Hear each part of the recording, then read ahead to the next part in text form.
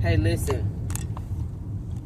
When you have a divine assignment, when you are a chosen one and God has called you to something and you start to do it, you stop doing it, and you say, God, is this really what I'm supposed to do? But you know that you're supposed to be doing that, right?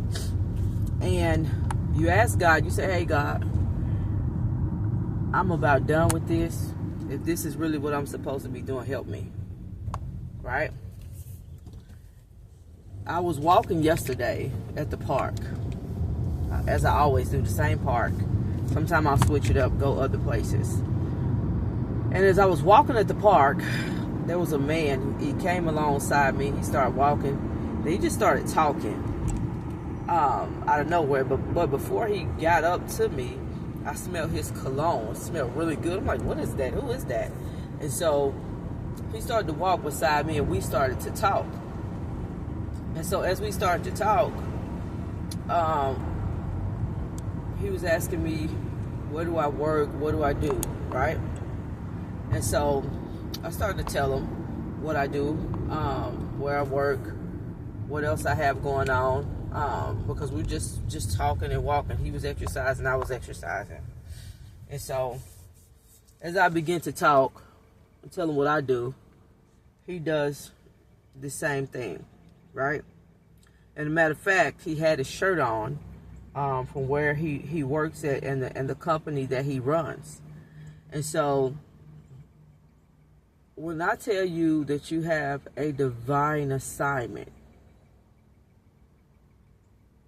and you're going to have to stand up and do what you were chosen to do, and do it like you know that you were chosen to do it, because God keeps sending people to come get me. And I can't make it up if I try. God keeps sending people to come get me so I can do my assignment. And it's kind of creepy, because before I seen him at the park, I was just praying and I was talking to God. I said, God, this is just, I don't know. And if this is still really what you want me to do, help me, show me. You have an assignment. You have a divine assignment. You were called for something. You were chosen for something. And sometimes it don't feel like it. It don't seem like it. It don't seem like it's going to work. But like the young man that I was talking about yesterday, every time you feel like it's not going to work, and God starts to show you that it is possible, it is going to work, and this can be, and this will be done by you, right? Because the young man and I were talking about that if you think you can do it on your own, then you don't need God. But when you fail and you get back up, and you fail and you get back up, and then finally, because you trusted God, you knew that you needed God. You knew this is all for God to get the glory out of whatever it is that you're about to be doing. I cannot make it up, because God wants to get the glory out of what God's doing with you and what you're about to do.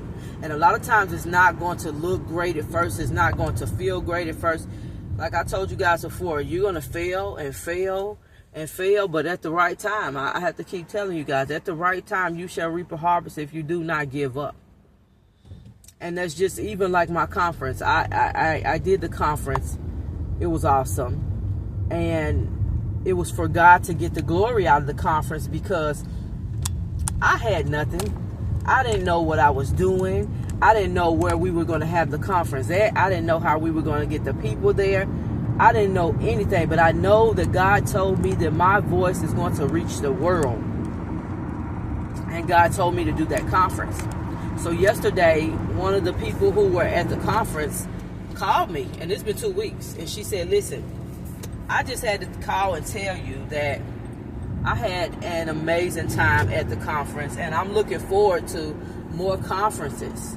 I'm looking forward to it. And she said, just the atmosphere, just the energy, I loved it. And she said, keep going.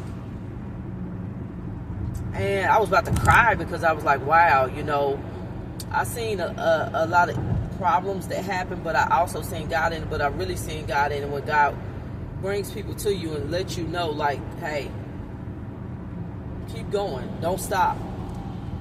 And it wasn't about me, it was about God getting the glory because God made it happen. I'm talking about it was a whole miracle for me for that conference to happen. It's going to be a whole miracle for me to do these things that God is calling and God has called and chosen for me to do. Everything that I do is for God to get the glory, not me. And a lot of times we cannot forget that. We cannot forget, even if you fail and you fail again and you fail and the whole world thinks you're going to fail and you're not going to be anything and your business, your whatever you're doing is not going to take off, and then boom, you're taking off. You're taking off.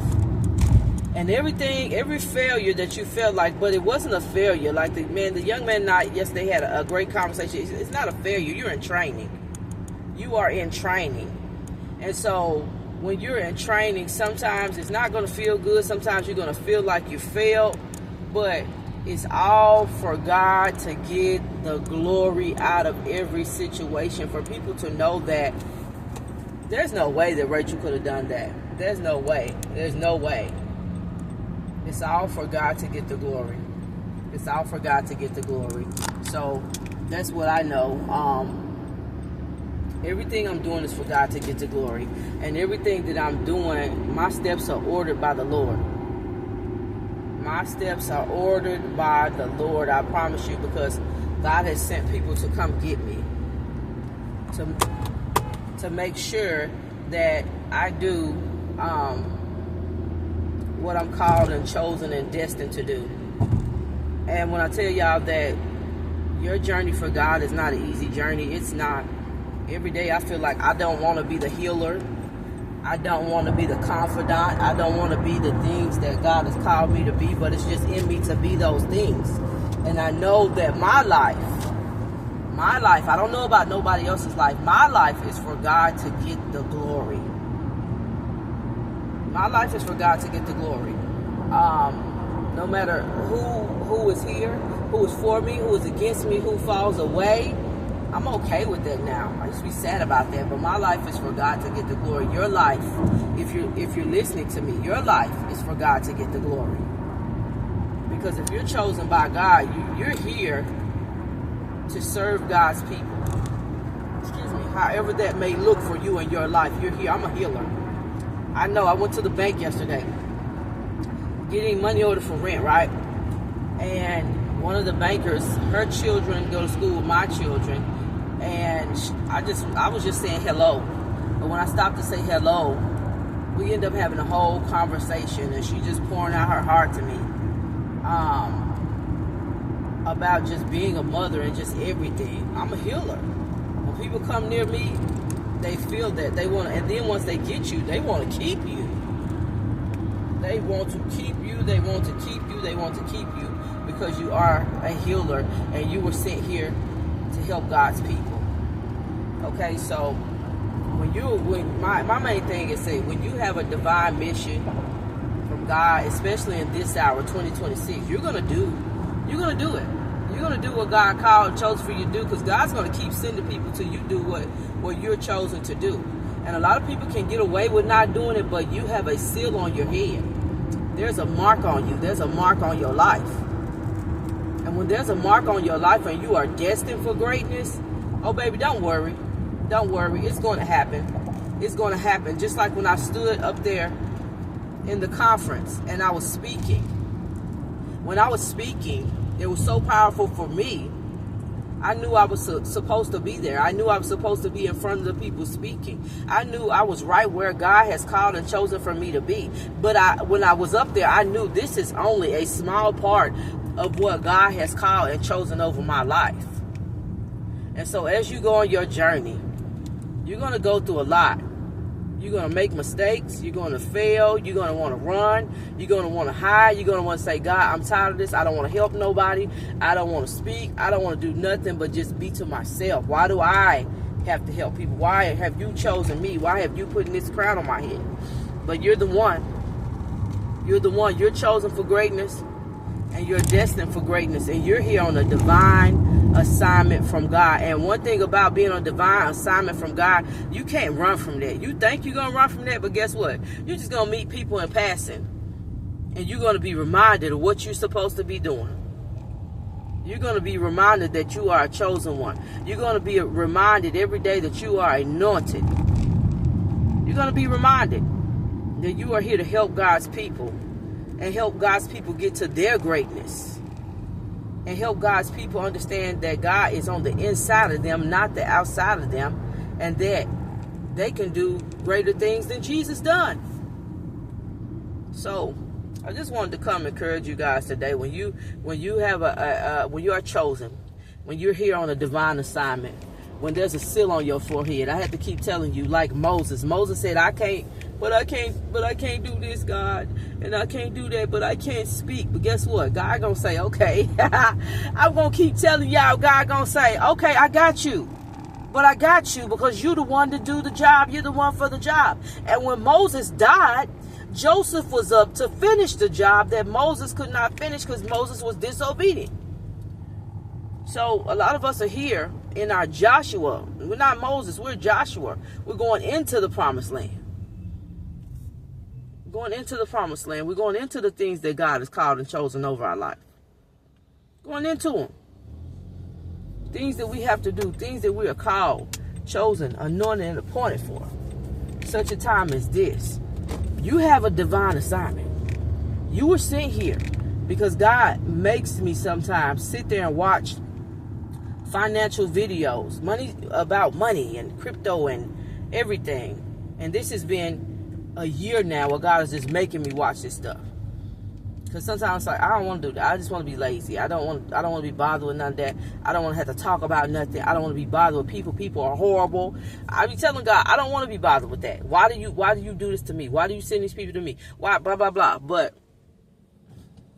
you got a seal on your forehead. You have an anointing over your life. And you are the one for the job. I know y'all tired of hearing these messages, but you are the one for the job because, baby, it's you. It's you. You're the one of your mother's children that God chose. You're the one in the bloodline that God chose. You're the one for your children to even break the generational curse and do what God called and chose for them to do for generations and generations. So you're here on a divine assignment. You're not going to be able to do whatever you want to do. I'm so sorry. I'm so sorry. And you are heavily protected. I want to tell you that. You are heavily protected today. Because you are here on this powerful assignment from God. So just be encouraged today. And do what God called and chosen for you to do, because you can't run from it. You can't hide from it. And it's always going to be thrown in your face because you are the one. Just like Moses. You can't do it. I'm going to send somebody to walk alongside you. And I've been telling you guys this for 2 years. Somebody's going to walk alongside you. Somebody's going to help you. People are going to do things for you because you're here on God's divine assignment. And you have to get in divine alignment with who God has called and chosen for you to be. I kid you not. I was praying and then the man came along and we talked and it was just crazy. And I've seen it for 2 years now, time after time after time, because God said, you're going to do what I called and chosen for you to do. Because Rachel, Rebecca, you are the one to do it. You guys have an awesome day. Happy Good Friday if you celebrate those things. And don't forget what I said to you guys. You're here on a divine assignment. And you're going to do what God has called and chosen for you to do. And people may think they're going to come against you. People may think they're going to talk against you. People may think they're going to sit alongside you and be jealous of you. But no, not at this hour. They can be jealous from far away, because when you have a divine assignment and people are trying to come in your energy and hurt you and hate on you and play in your energy, their life might get taken away. I had to go back to David. Saul was anointed too by God, but David had something so great to do that God had called and chosen for him to do. And Saul did too, but Saul's heart, God let Saul's heart get evil and wax cold and wanted to kill David, because that was a part of his divine contract. You guys are here to do something great. And whoever's trying to come against you with this thing that you have to do, they will be shut down. But you make sure that you do what you're supposed to do and walk in divine alignment with who God has called and chosen for you to be. So you are anointed, you are appointed, you are here on a divine assignment, and you're not going to be able to not do this divine assignment. All right? I am Rachel, the Destined One.